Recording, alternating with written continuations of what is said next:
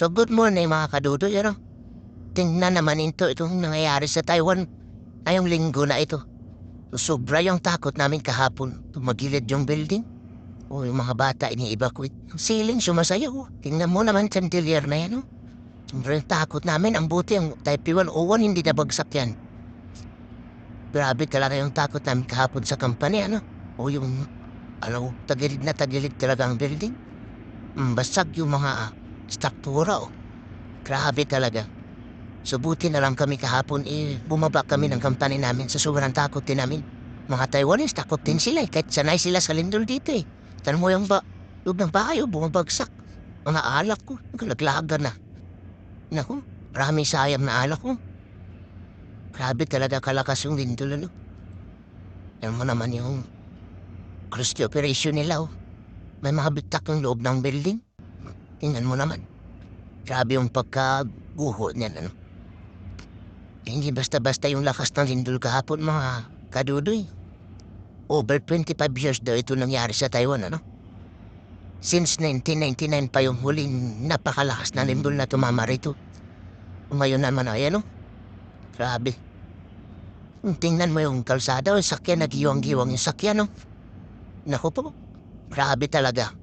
Actual video ho yan, ng mga dashcam. Tingnan mo, kung gaano kalakas yan. Buti na lang po hindi yan nangyayari sa Pilipinas, nakakatakot. Tingnan mo yung mga gamit sa loob ng bahay, grabe, Hindi mo papaniwala na mangyayari ito. Tingnan mo yung pool, sumasayaw na rin din mag-isaw. Tsunami na rin yung swimming pool sa taas ng bubong. Tingnan mo yung mga parang lagayan nila ng price daan,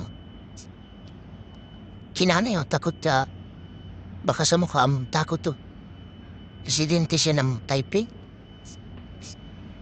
Grabe yung tahidya talaga kahapon. Tingnan mo yung parang bulldozer doon, sakyan, magkiwang.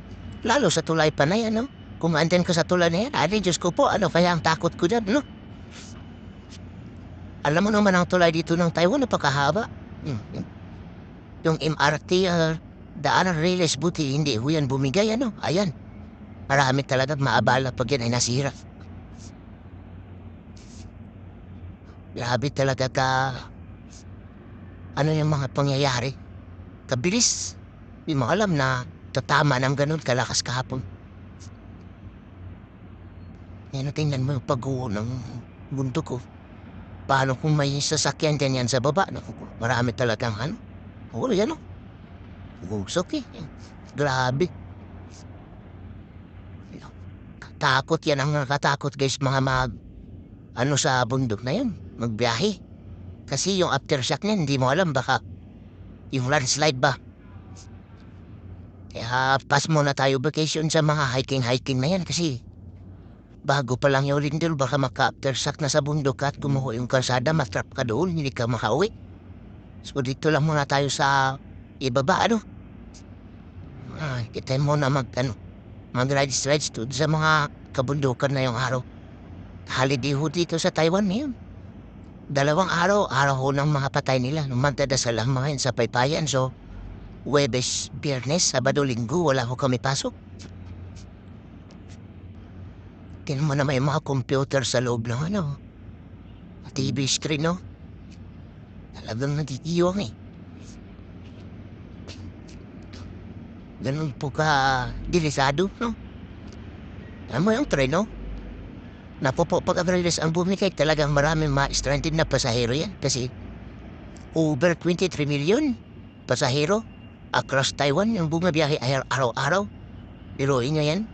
Kalita Taiwan pero million yung pasahero ng tren araw-araw, Ito yung building doon na may nalalaglag sa taas kaya yun, parang kumukulan doon sa taas Parang pulse na siya Grabe naman talagang pangyayari ito. Kahit ako kahapon lang din ako kinabahan sa lindol na yun. Talagang nagwi-wave yung building namin Kaya bumabatin talaga ako. Yung mga bagsakan ng mga na yun, dibres. Sana all may dibres na nalalaman.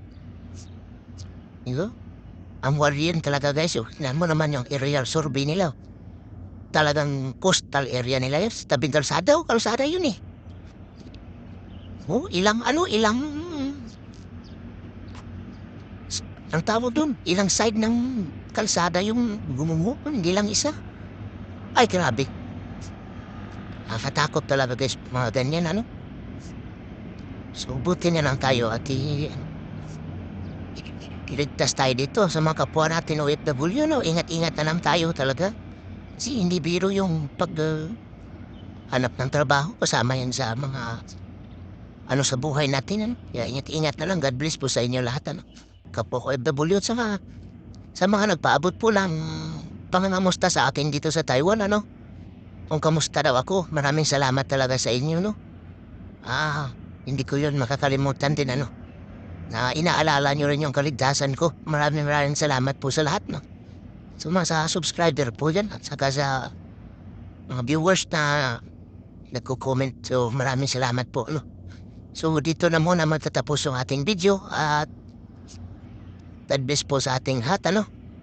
Kaya, may namatay talaga guys. 2,400 people. Ako po, Diyos ko naman. Sige po, dito na muna tayo, ano? Ingat-ingat lang sa pang araw-araw natin na paghahanap buhay, no? Maraming salamat.